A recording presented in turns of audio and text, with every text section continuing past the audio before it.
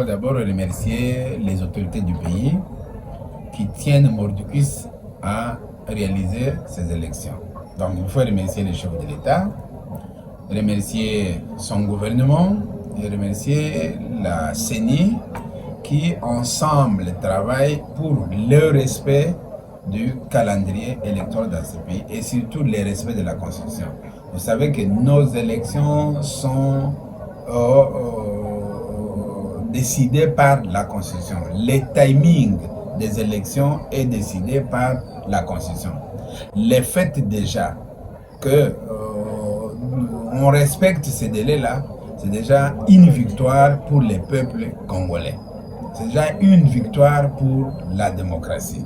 Et ça, c'est la chose qu'il faut déjà tenir compte et qu'il faut signaler. La Constitution nous dit bien, chaque 5 ans, il doit y avoir des élections. J'entends tous les opposants ne parlent que de ça. Les élections doivent être crédibles, doivent être transparentes, doivent être apaisées. Crédible, transparente, apaisée, ça veut dire quoi? Est-ce qu'en Amérique, il y a eu des élections crédibles, transparentes, apaisées? Est-ce qu'en France, il y a eu des élections crédibles, transparentes, apaisées? Mais pourquoi vous n'utilisez pas d'autres termes? Pourquoi vous ne pouvez pas connaître les termes propres à vous? Transparence, ça veut dire quoi? Je dois tout te dire de ce que moi je viens de faire. Es-tu membre de la CENI?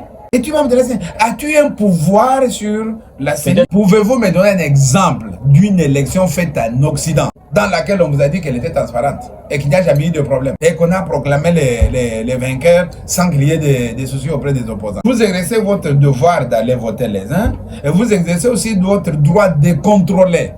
C'est les citoyens qui doivent contrôler leur voix. J'ai donné ma voix à Mercis.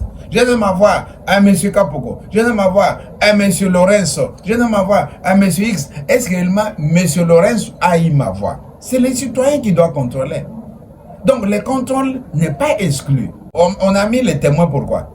C'est pour que les témoins puissent assurer cette soi-disant transparence-là. Déjà, nous sommes dans un pays à problème. Nous sommes dans un pays où la cohésion nationale est mise à mal.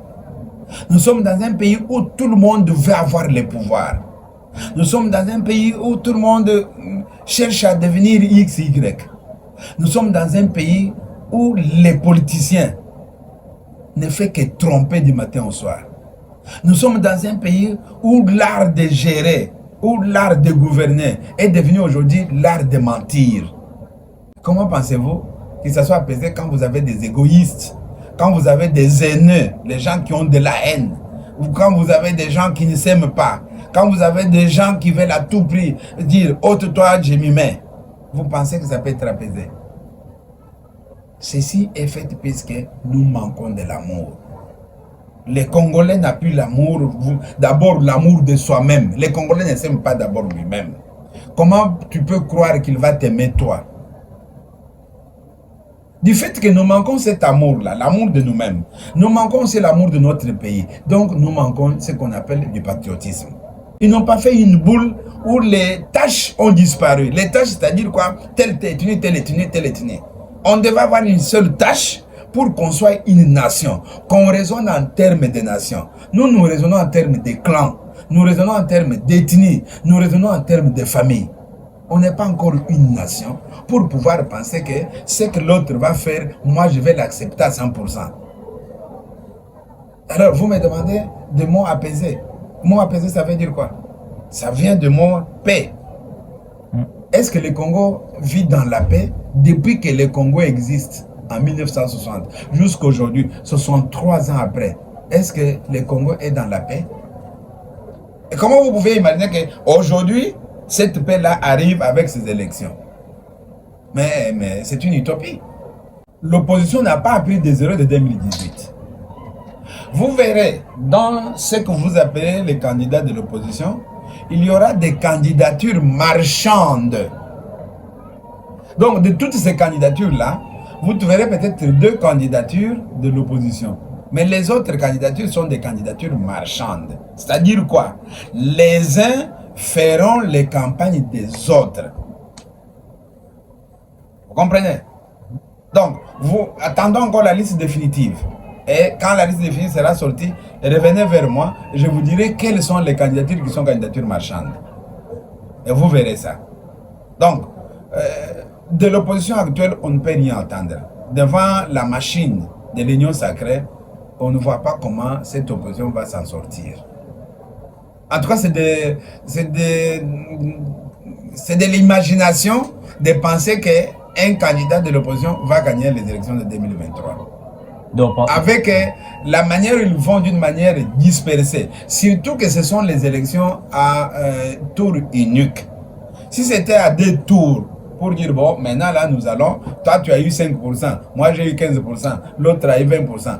Prenons nos 15, nos 5, nos 7, donnons à celui qui a 20%, qui sera contre celui qui a 28%. Là, on pouvait espérer. Mais ça, c'est tour unique. Malheureusement, eux-mêmes qui sont à l'opposition, là, ce sont eux-mêmes qui étaient au Parlement, qui ont voté cette loi-là de tour unique. Mais ils ne comprennent pas toujours les enjeux politiques et ils ne comprennent pas les défis. Mais comme ils sont poussés par la haine, comme ils sont poussés par la jalousie, comme ils sont poussés par l'égoïsme, mais vous imaginez, messieurs les journalistes, quand un opposant, hier, il vous dit qu'il n'a rien, qu'il n'a pas d'argent, qu'il a demandé à monsieur le président de la République, Félix Antoine Tshisekedi Tshilombo, de pouvoir l'aider ou de mettre les membres de son parti dans les entreprises ou de les nommer aussi ministre et qui n'a pas été nommé ministre et qui n'a pas de moyens. Aujourd'hui, il trouve 100 000 $ pour aller postuler comme candidat président de la République. 100 000 $. Pourquoi avec 100 000 $ ne pas créer une entreprise, 2, 3 même, et donner de l'emploi à vos frères et vos sœurs? Tous ils parlent au nom du peuple, mais tous sont des égoïstes. Quand quelqu'un, un pasteur, sort avec 100 000 $ pour aller postuler comme candidat président de la République, mais dans son église, il n'a pas des orphelins pour créer un orphelinat. Dans son église, il n'a pas de dames veuves pour créer des maisons où les encadrer. Dans son église, il n'a pas de jeunes qui ont besoin de l'emploi pour créer de l'emploi pour eux. Vous allez prendre 100 000 $ comme ça, aller jeter à la CENI, au trésor public.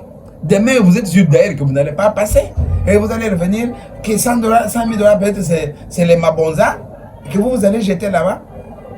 Vous voyez les degrés plutôt, de notre non-amour envers nos propres frères.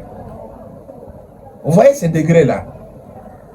Mais où est-ce que vous aurez les avions pour tourner tous les pays? Un pays qui n'a pas d'avion. Bon, maintenant, vous allez chercher une jet. Mais c'est 20 000 $ pour louer une jet par jour. Mais comment vous allez contourner un pays de 2 435 000 km 900 sans un avion propre? Et quand bien même vous aurez votre avion propre, est-ce que vous êtes vraiment connu dans ce pays? Donc, dans un pays où le fin fond est abandonné à eux-mêmes. Non, papa. Devant une machine comme celle de l'Union sacrée, je ne vois pas une opposition qui va s'en sortir. Quelles que soient les figures de proue qui seront. Vous ne voyez même pas Moïse Katumbi, Denis Mukwege, Martin Fayulu battre le président de la République. Papa, d'abord attendons que leur candidature soit retenue par la Cour constitutionnelle. Ils ont présenté les candidatures auprès de la CENI. La CENI va analyser, les examiner. Après, il va passer la liste avec tous les corollaires, c'est-à-dire avec toute la documentation, auprès de la Cour constitutionnelle. C'est la Cour constitutionnelle qui est la dernière instance qui décidera qui pourra être candidat président de la République. Mais là, à ce moment-là, revenez vers moi, puisque pour le moment, me demandez. Ils ont déposé. Vous savez que certains ont de contentieux avec la République. D'autres, vous connaissez très bien, ils ont des procès judiciaires. Vous savez que leurs casiers ne sont pas, comment dirais-je, ils ont des casiers judiciaires qui ne sont pas blancs, qui ne sont pas à présenter. Donc, la Cour constitutionnelle devra trancher. Alors pour le moment, ce ne sont que présentation des candidatures. Attendons qui seront retenus pour qu'on puisse mettre nos avis sur ces. Voilà ce que moi je peux vous dire à ce niveau-là.